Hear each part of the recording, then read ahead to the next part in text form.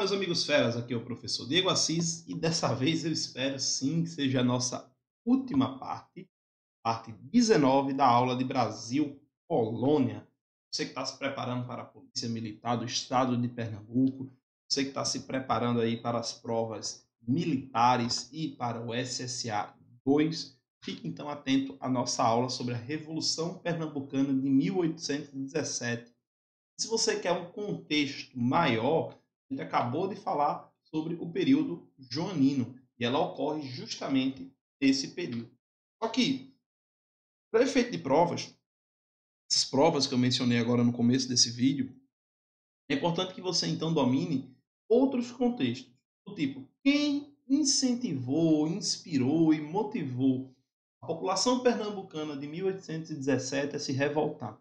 Primeira coisa que nós temos são os movimentos liberais e aí o iluminismo de uma certa forma ele surge como um grande movimento.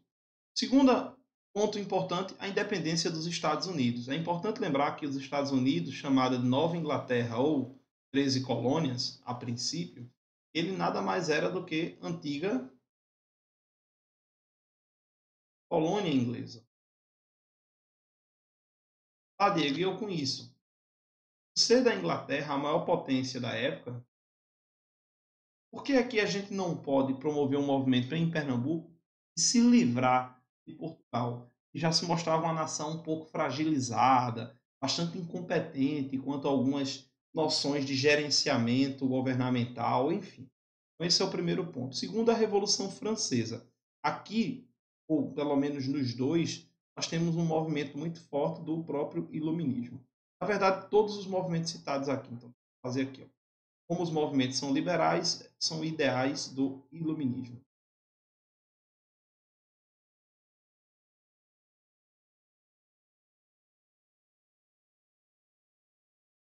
Pronto. Revolução Francesa de 1789. Em 1793 nós temos a decapitação do rei Luís XVI. Já peguei uma questão que falava disso, por isso que ela está aqui com um destaque, né? A morte do rei, a morte do rei Luís XVI. E é uma simbologia você assassinar ou executar a figura de liderança máxima. Existia aquela coisa toda da ideia de que o rei está ali porque Deus quis, que é a legitimação divina, enfim. Em algum modo, a Revolução do Haiti ou a Revolta de Santo Domingo ou de São Domingos, que é a capital do Haiti, uma colônia que se livra da França entre 1791 e 1804, a única identificação aqui que você tem que ter é que é uma revolução negra. Como assim, Diego? Uma revolução de escravos. E em 1817, em Pernambuco, isso não aconteceu. A Revolução de Pernambuco, ou Pernambucana de 17, ela não tem ideal abolicionista, como por exemplo a do Haiti, mas acaba sendo uma motivação. E durante todo o início dos 1800 nós temos a independência da América Espanhola. Quando acabar todo o edital básico do Enem, a gente vai ter uma aula só sobre esses movimentos de independência da América Espanhola, quando começou, e também está num contexto das invasões napoleônicas. Por que, que não está no edital normal? Porque é um dos assuntos que menos cai em prova. Pelo menos da prova do Enem Povo de 2012 para cá, nós não temos, 2009 na verdade, né? Nós não temos nenhuma questão desse assunto independência da América Espanhola, pelo menos que eu venha me lembrar aqui, não em destaque. Então é um assunto que você pode dar o luxo de estudar com mais calma mais para frente. Então, todas essas nações da América Espanhola que irão se formar, Argentina, Chile, Colômbia, Venezuela, são nações com ideais liberais. E esses movimentos acabam incentivando Pernambuco. Quando eu olho para Pernambuco, esses ideais eles começaram a chegar em Pernambuco e outros movimentos antes de 1817, eles fomentaram a ideia da Revolução Pernambucana. Entre 1800 e 1801, Pernambuco teve um evento chamado de a Conspiração dos Suassunas, que teria sido ali o primeiro movimento, o primeiro levante. Mas como o próprio nome diz, né? Conspiração quer dizer que não chegou à fase de pegar em armas, a fase da revolução, ou seja, ficou só no plano. Pernambuco vivenciou um breve alarde de insurreição liderados por intelectuais fortemente influenciados pela maçonaria que está aqui em destaque. E aí, a maçonaria é uma organização ou instituição que aparece na história do Brasil e de outras nações como uma fomentadora, um grupo que promovia os ideais liberais do iluminismo, da Revolução Francesa. No caso dos Estados Unidos, a independência dos Estados Unidos teve forte presença desse grupo. E aqui, como eu disse para vocês, na conspiração dos Suassunas, já no início dos 1800, e para efeito ali na própria Revolução, também temos essa participação. Você que está fazendo aí o estudo para a prova de Enem, essa primeira parte aqui, ela talvez seja um pouco importante, você saber que esses movimentos, eles se interligam sobre o ponto de vista ideais. Quanto a essa primeira parte aqui da conspiração dos Suassunas, o pessoal do Enem pode ficar despreocupado, apenas quem vai fazer provas localizadas aqui em Pernambuco. Os locais de difusão dos ideais franceses. Aí eu já peguei questão que falava ideais franceses como sinônimo de iluminismo, ou até mesmo da própria Revolução Francesa. E também tem dentro dela os ideais iluministas. O iluminismo é a teoria, né? É a filosofia, na verdade, porque a teoria é a ideia de liberalismo. O seminário de Olinda, é importante entender que para que você leia os filósofos iluministas, você precisaria, obviamente, ser letrado. E boa parte dos grupos letrados ou dos intelectuais, da elite intelectual aqui de Pernambuco, eram os padres, basicamente. Um ou outro ali, senhor de engenho, filho de senhor de engenho, entre outras coisas. Também, ó, em alguns casos, as lojas maçônicas, que é o nome que nós damos os locais onde os maçons eles se reúnem para debater. Eu ouvi dizer que é uma instituição secreta. É uma instituição secreta. Eu ouvi dizer que lá eles fazem um monte de coisa errada. Não sei.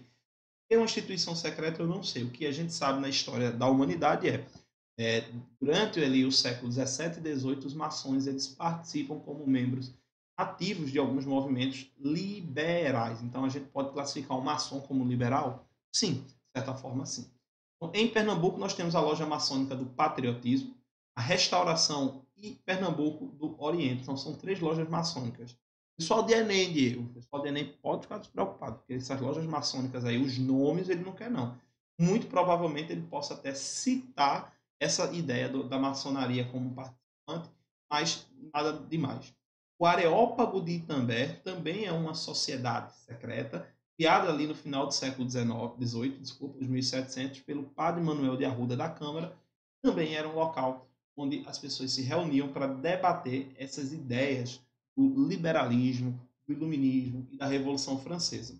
São contra os autoritarismos que existem nas monarquias absolutistas e Portugal, queira ainda ou não, é uma nação absolutista.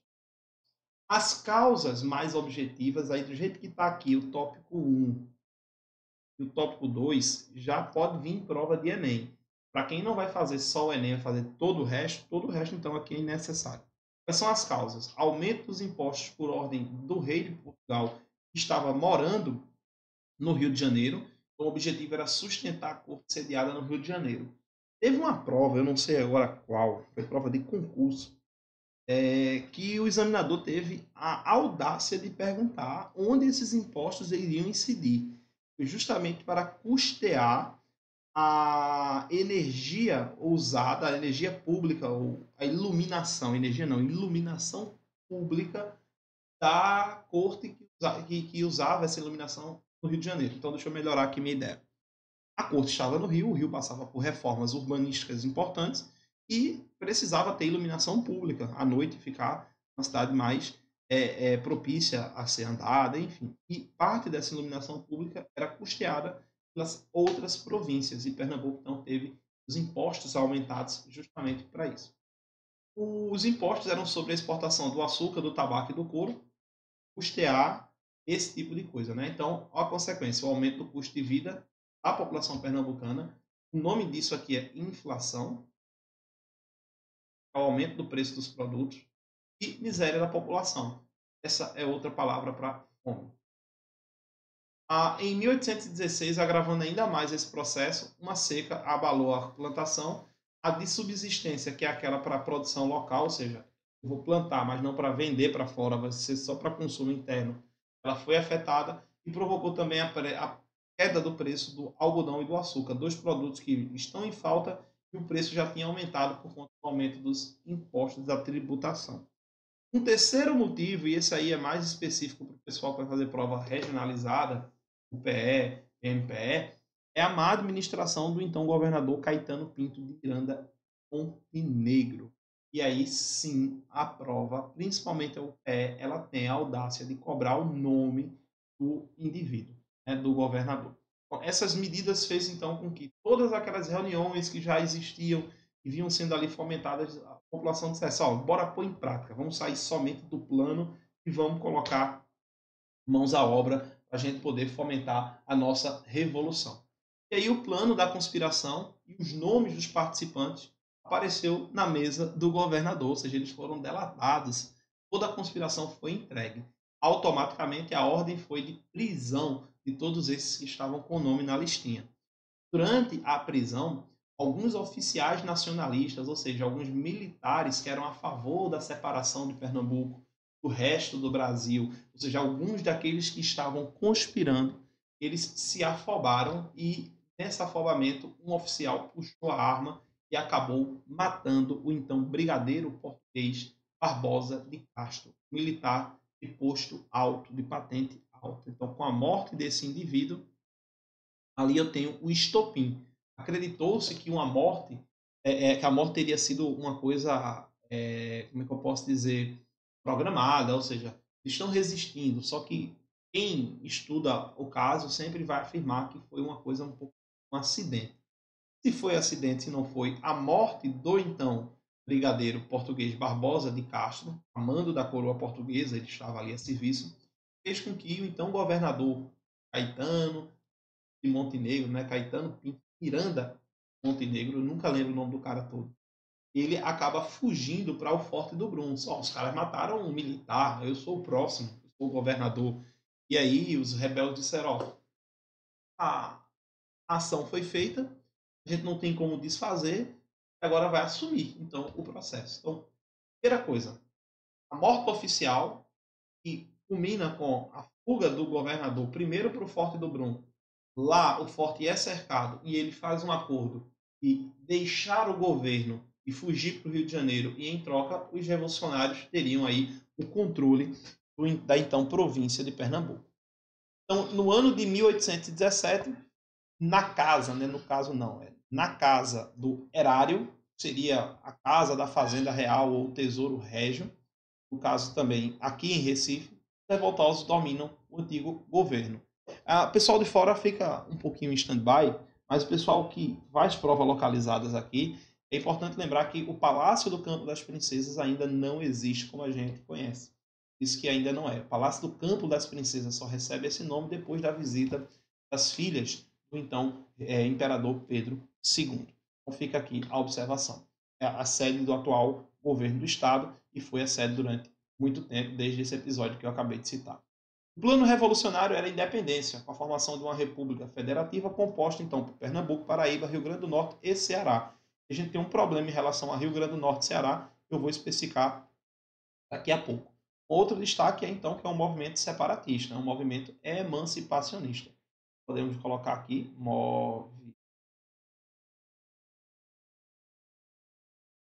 emancipacionista. Palavra bonita para independência e separação. Os líderes da revolta conseguiram instalar um governo provisório e republicano, isso é importante, durante 75 dias. Outro ponto importante é que ele é não abolicionista. Ninguém está falando de acabar com a escravidão. O líder militar, Domingos José Martins, importante, e um líder moral, aquele líder carismático que era o idealizador de todo o processo ali, a mente por trás de como iriam ser feitas algumas estruturas, era o padre João Ribeiro. Seguindo então nosso processo, já com o governo provisório instaurado, tem algumas coisas interessantes que podem vir em provas miudinhas. Né? Governo provisório, governador Fujão, formado, era composto pela elite colonial. Ou seja, não tem parte da população. Isso é um ponto importante. Só a elite intelectual, principalmente ali os padres e os maçons, uma elite que ficou insatisfeita, né? Os produtores que ficaram insatisfeitos com o aumento dos impostos e com a não solução para tentar amenizar a seca. Os interesses eram a mudança política e econômica e não a mudança na estrutura social. Mantém quem é rico, rico, quem é pobre, pobre, quem é escravo, escravo. Estabeleceu a extinção de alguns impostos e a abolição dos impostos.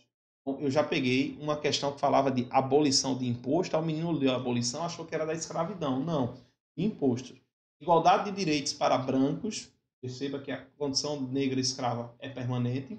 Tolerância religiosa, isso é importante, interessante. E a liberdade de imprensa e de consciência. Lembrando sempre com a manutenção da escravidão, já que boa parte dos indivíduos que estão liderando o movimento são também senhores de escravos. Plantou o sistema republicano e adotou uma nova bandeira e uma lei orgânica. A lei orgânica é o seguinte, 75 dias, o que é que está valendo? O que é que pode para esse governo, o que é que não pode? Então foi rabiscada ali uma lei orgânica, natural, e a partir dela serviria de base para construir a nova Constituição, que não chegou a ser redigida. Então, permaneceu apenas a lei orgânica. Quanto à bandeira, a gente tem o governo do estado, já faz um tempinho com você, eu olhei no site, eles disponibilizam um slide para os professores do estado da aula. Aí tinha lá a bandeira de Pernambuco de 1817. Essa daqui é a atual de Pernambuco.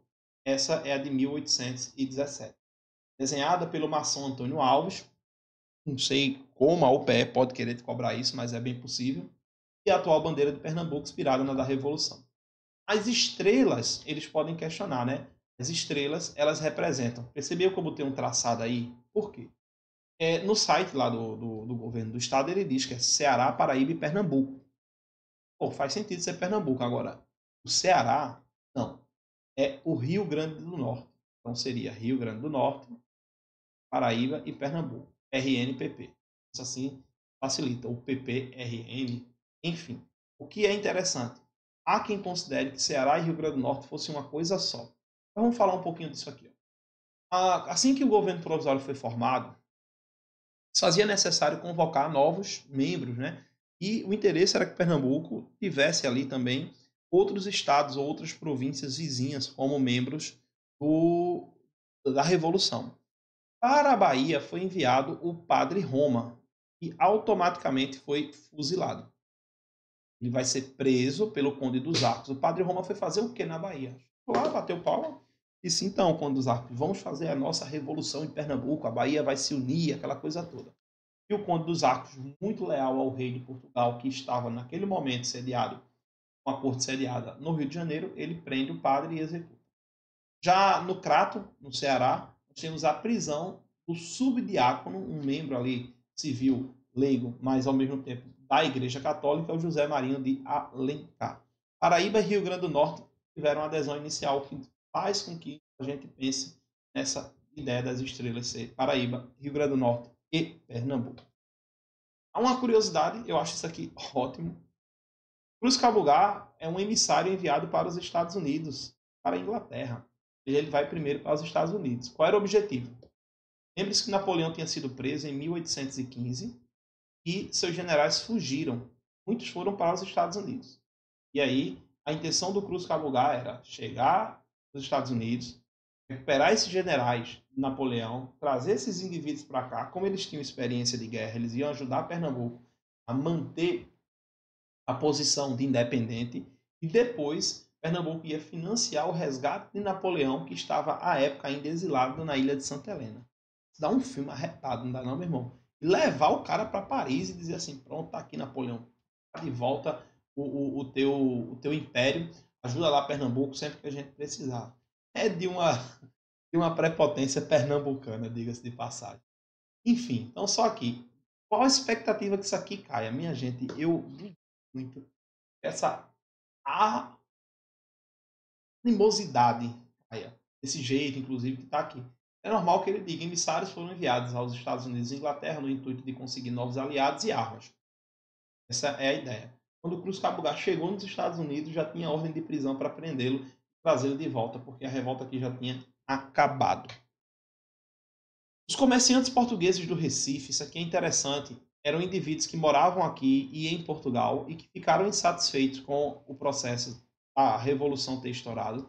Eles ofereceram 500 mil francos aos membros do governo provisório para que eles desistissem da Revolução, porque eles queriam manter a calma do sistema colonial.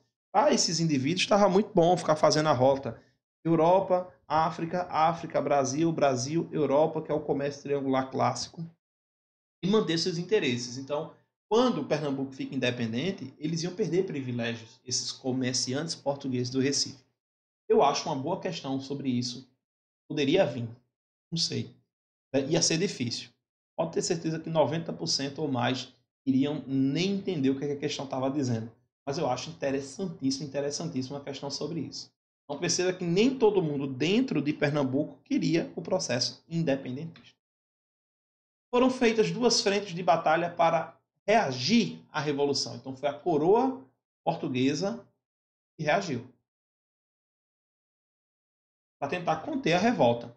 Por terra, liderados então pelo Marechal Congominho de Lacerda, a mando do Conde dos Arcos, eles saem da Bahia, Salvador, e adentrou as terras do então ou da então comarca de Alagoas, que fica aqui, ó, no sul, essa partezinha aqui, ó, no sul de Pernambuco.